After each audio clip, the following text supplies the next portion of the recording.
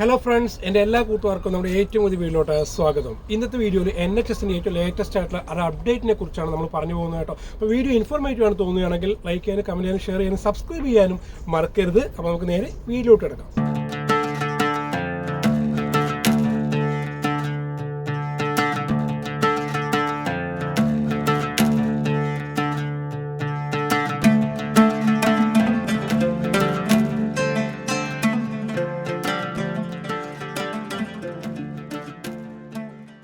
2024 ജൂലൈയിൽ അധികാരമേറ്റ ശേഷം Keir Starmer ഗവൺമെന്റിന്റെ ആദ്യത്തെ പ്രഖ്യാപനം എന്ന് പറയുന്നത് ഈ ഒരു NHS തകർന്നുകൊണ്ടിരിക്കുകയാണ് എന്നായിരുന്നു.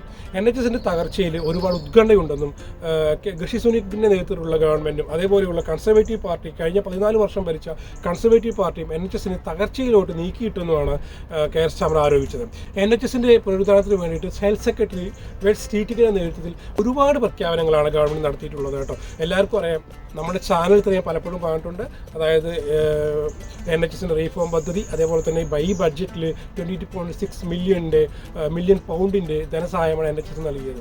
അപ്പോൾ നമ്മൾ ഏറ്റവും ലേറ്റസ്റ്റ് അപ്ഡേറ്റ് എന്ന് പറയുമ്പോൾ NHSൽ ഇനി മുതലും ബാൻഡ് 2, ബാൻഡ് 3 റോളുകളിൽ ഏജൻസി സ്റ്റാഫുകളെ നിയമിക്കില്ല എന്നുള്ളതാണ്. കഴിഞ്ഞ കുറച്ച് വർഷങ്ങളിൽ കണക്കെടുത്തപ്പോൾ ഒരുപാട് എമൗണ്ട് ഈ ഏജൻസി സ്റ്റാഫുകൾക്ക് വേണ്ടി വിനിയോഗിച്ചിട്ടുണ്ട് എന്ന് ഗവൺമെൻറ് കണ്ടെത്തുകയുണ്ടായി. അപ്പോൾ ഈ ഒരു എമൗണ്ട് NHSന് വേണ്ടി മാത്രം അല്ലെങ്കിൽ NHSന്റെ സ്റ്റാഫുകൾക്ക് വിനിയോഗിക്കുകയാണെങ്കിൽ NHS ഇത്ര തകർച്ചയിൽ ആകില്ലായിരുന്നു എന്നും ഗവൺമെൻറ് വിലയിരുത്തി. അപ്പോൾ ഇനി ഭാവിയിൽ ഇങ്ങനെ ഒരു അബദ്ധം സംഭവിക്കാൻ പാടില്ല എന്നും അതുകൊണ്ട് തന്നെ ഇനി മുതൽ ഏജൻസി സ്റ്റാഫുകളെ എടുക്കാൻ സാധിക്കില്ല എന്നും ഗവൺമെൻറ് നയം വ്യക്തമാക്കിയിരിക്കുകയാണ്. അതേപോലെ NHSന്റെ ലോങ് ടേം പദ്ധതിയുടെ ഭാഗമായിട്ടാണ് ഇപ്പോൾ ഇങ്ങനെ ഒരു സംഭവം കൊണ്ടുവന്നിരിക്കുന്നത്. നിരവധി ഹെൽത്ത് കെയർ അസിസ്റ്റന്റ്മാരും അതേപോലെ തന്നെ മറ്റു പലരും ജോലി ചെയ്യുന്ന ബാൻഡ് 2, ബാൻഡ് 3 റോളുകളിൽ ഇനി മുതൽ NHSൽ ഏജൻസി സ്റ്റാഫുകളെ നിയമിക്കില്ല എന്നുള്ളതാണ് സ്റ്റീറ്റിംഗ് പറഞ്ഞു വെക്കുന്നത്. ഗവൺമെൻറ് പുതിയ നയം എന്തെന്നാൽ NHSന്റെ ചെലവ് കുറയ്ക്കുക എന്നുള്ളതാണ്. അതായത് 22.6 മില്യൺ ധനസഹായം ഗവൺമെൻറ് NHS നൽകിയിട്ടുണ്ടെങ്കിൽ കൂടി NHSന് ഒരുപാട് ധനസഹായം അല്ലെങ്കിൽ ഒരുപാട് കാര്യങ്ങളിൽ ഇനിയും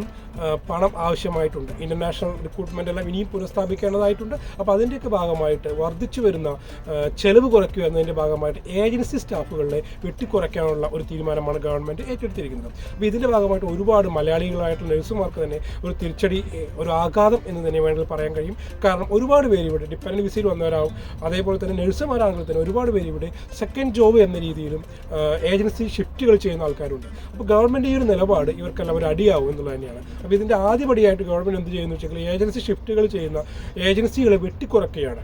പിന്നീട് ഏജൻസി വർക്ക് ചെയ്യുന്ന ആൾക്കാർക്കും ഡയറക്റ്റ് സ്റ്റാഫായിട്ട് മാറാൻ വേണ്ടിയിട്ടുള്ള കാര്യങ്ങൾ ചെയ്തു കൊടുക്കുകയാണ്. അപ്പോൾ ഈ ഒരു അവസരം കിട്ടുമ്പോൾ അത് വിനിയോഗിച്ച് എത്രയും പെട്ടെന്ന് തന്നെ ഇൻ്റർവ്യൂകളിൽ പങ്കെടുത്ത് നേരിട്ട് NHS സ്റ്റാഫ് ആവാൻ വേണ്ടി ശ്രമിക്കുക എന്നുള്ളതാണ് ഇതിനൊരു പോംവഴി എന്ന് പറയുന്നത്. 2025 ആകുമ്പോഴത്തേക്കും പൂർണ്ണമായിട്ടും ഏജൻസി സ്റ്റാഫുകളെ ബാൻഡ് 2, ബാൻഡ് 3 പോസ്റ്റുകൾ നിയമിക്കുന്നത് നിർത്തിയേക്കും എന്നുള്ളത് തന്നെയാണ് അറിയാൻ കഴിയുന്നത്. അടുത്ത 2-3 വർഷം ആകുമ്പോഴത്തേക്കും NHS അതിൻ്റെ പൂർവാധിക ശക്തിയോടെ തിരിച്ചു വരും എന്നുള്ളതാണ് സ്റ്റീറ്റിങ്ങിൻ്റെ പദ്ധതി.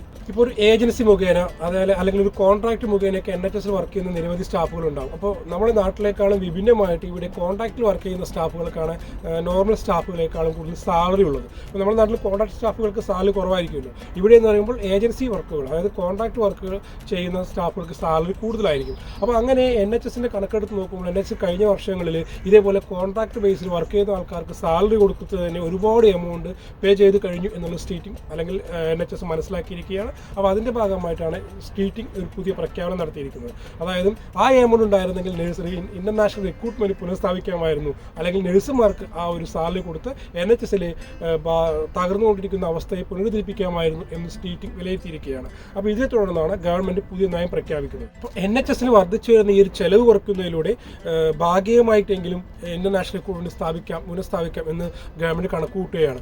അപ്പോൾ ഇതേപോലെയുള്ള ലേറ്റസ്റ്റ് അപ്ഡേറ്റ്സ് നമ്മുടെ ചാനൽ ഒന്ന് ഫോളോ ചെയ്യുക. വീഡിയോ ഇഷ്ടപ്പെടുകയാണെങ്കിൽ സബ്സ്ക്രൈബ് ചെയ്യാൻ മറക്കരുത് കേട്ടോ. നിങ്ങളുടെ പ്രിയപ്പെട്ടവർക്കും വീഡിയോ ഷെയർ ചെയ്ത് കൊടുക്കുക. അപ്പോൾ വീണ്ടും പുതിയ അപ്ഡേറ്റ്സുമായി കാണാം. അതുവരേക്കും ബൈ, സീ യു.